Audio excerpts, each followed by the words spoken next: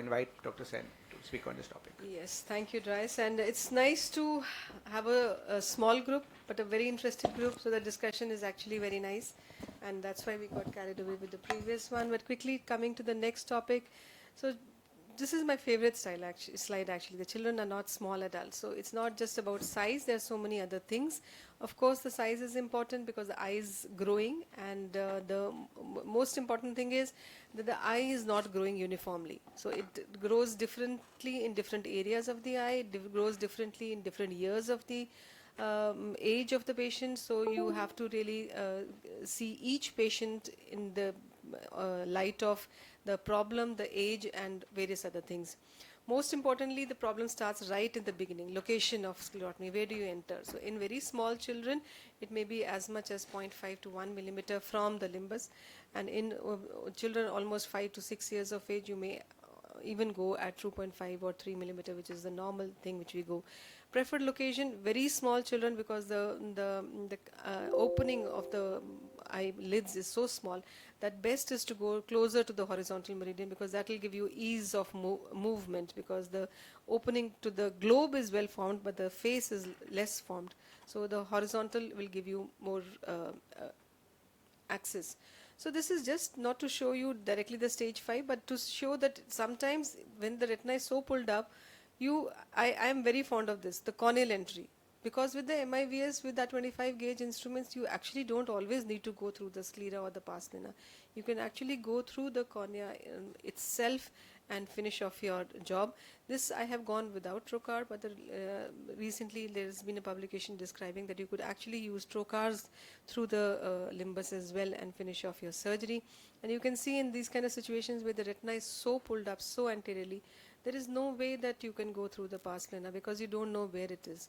So you just, in fact, you can see this surgery I'm doing by manual without infusion, because I'm doing just viscoelastic to deepen the AC, and once a significant amount has been done, only then I'm introducing the AC maintainer. So you can, all the laws of pars plana vitrectomy don't get followed here. The first thing in is infusion cannula and the last thing out. So we are not, following this also here. Another problem, scleral rigidity. You may end up fixing the cannula, but the sclera is so thin, so fragile that it will not hold it. So it just talks, it just moves. And when that happens, you may actually get to hit the lens, or you may hit the choroid, and even the case you'll have to close even before you've started. So you can see here that once I have done this, this is a combination of instruments in the infusion.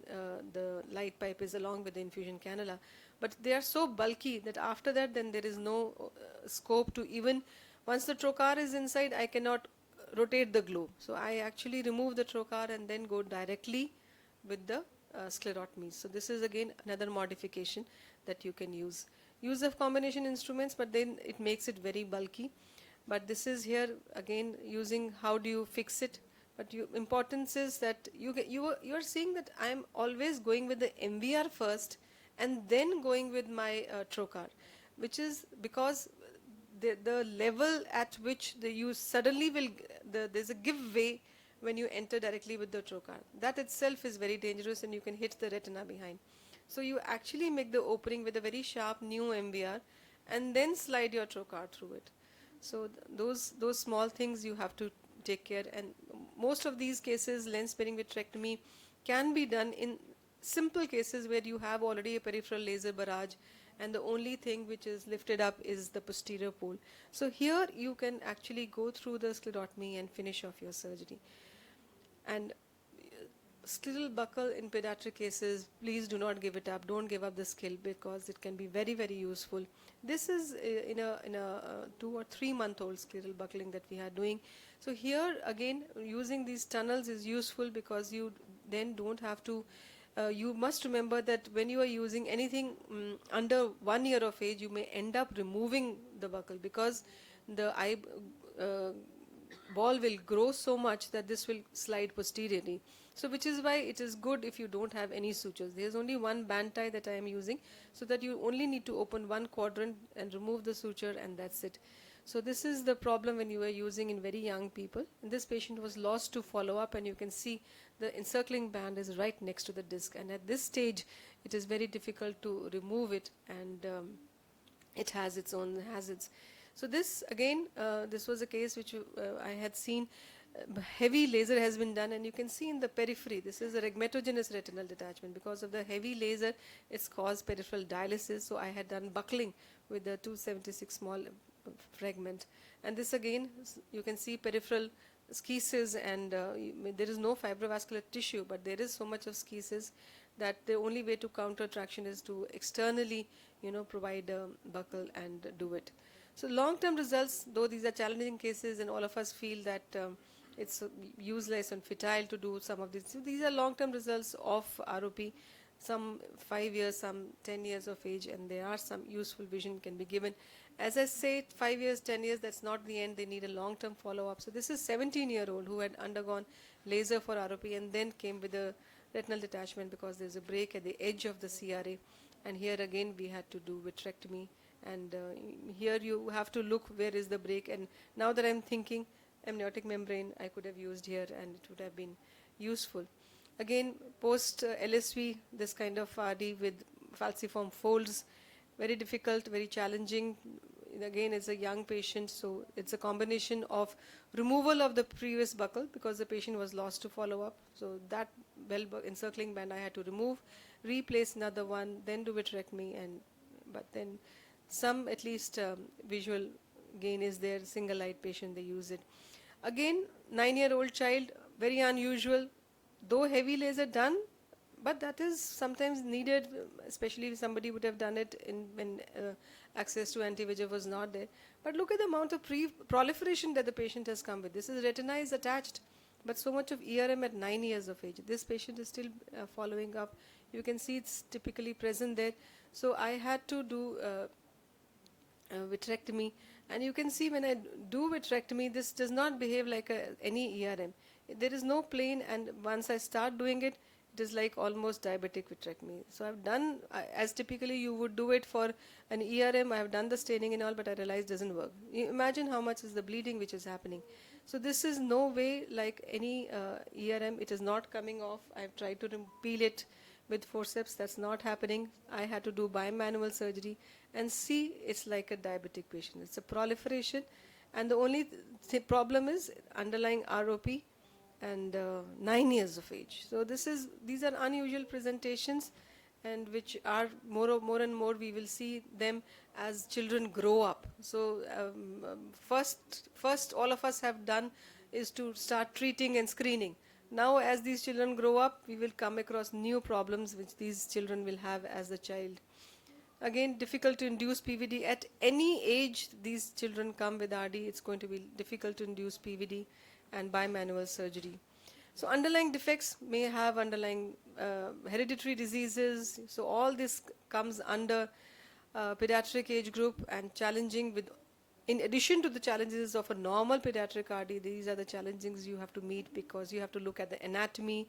It may be a choroidal coloboma. I cannot discuss all these things in detail now at this point of time.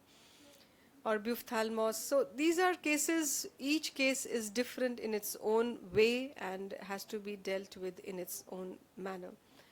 So just skipping a lot of these slides because I mean they form a talk. Only telling an example that FEVR with falciform fold, best is to not go inside. However bad it may look, some amount of buckling in the periphery, this fold is never going to open up. So even if it settles down like a fold and patient has some useful vision, it is good. So this is another example, optic disc pit. It came to us with a huge amount of rhegmatogenous RD almost. And I was wondering what is causing, whether it is the peripheral, any break is there, but intraop I could not find anything other than the optic disc pit, but the RD was very extensive. So this is bilateral optic disc pit. So I did the surgery, and because of the extent of RD, I used almost everything. You can see it's going to the periphery. I have used the scleral plug. I have used laser to the edge. And once you go in a 4-year-old child, inducing PVD can be so difficult, you imagine. But since the RD was so extensive, I had to take for surgery. and I ended up having a little iatrogenic break as well in this, but then that was covered, and immediately on table there was subretinal migration of IVTA through the optic disc pit, but we were able to remove it, induced PVD, and you can see that this is the iatrogenic break I was talking about. So I did almost everything: laser to the infranasal edge of the pit, the scleral plugging. This is the scleral patch graft that I am taking, and I exchanged with oil as well, because 4-year-old, so we know that it can migrate, but the choices are very little. But since I had used oil, it was okay, but then I did have subretinal oil within a month, in which case I took up the patient for silicone oil removal and then replaced with C3F8. So we all know that it can go subretinal through the pit, but what are your choices? In a 4-year-old, if you leave with gas, it will come with a closed funnel. So this, I think, has already been covered, so I will not go into this. So underlying pathology in each case will be different, will be difficult, so you have to handle all those things. And of course, most challenging is anesthetic considerations. You have to form a team and take care that the babies are done very safely without any other issues. So to conclude, preoperative planning, regular follow-up, examination under anesthesia, attention to detail. Each step may need to be done differently, because well begun is half done. Thank you. Thank you so much. Beautiful talk. I have one quick question for you. I request Dr. Ritesh to be ready on the other side, because we're going to run out of time for sure otherwise. Ma'am, supposing in that case with the pit, if you had not got a break, where would you have drained from? Yeah, that's a good question, but actually you can drain it through the pit. That's what Since I it wanted to goes know. through the pit, it comes out through the pit. That's what most of us do. We drain through the pit and We'll make it totally dry. yeah, you flatten it out, and I have put the plug as well. I have done the So you have peel. to be careful that to re-dry it is difficult, because then you can dislodge and the in plug. 4-year-old, I was hesitant to do the ILM peel. That is another problem, because you don't want to have any issues and land up into a macular hole or anything in a 4-year-old. And sorry to come back to amniotic membrane, but I think we've done a few cases where we put amniotic membrane in the pit. Yes, so that's so another I option. said that's why I'm also keen to know. So that's But then another pits are not so difficult, but amniotic membrane may be a winner here, because the scleral plug, I feel, is a little thick. Sometimes it doesn't meliate well and can dislodge later on. So amniotic membrane goes in, tucks in nicely. So I think the amniotic membrane that we did was on a 12-year-old, and we used, I think this is the youngest patient. Yeah, this is So very young. probably This is very put challenging. it down. Thank you so much, ma'am. Any question, Dr. Debural? Acha, Dr. So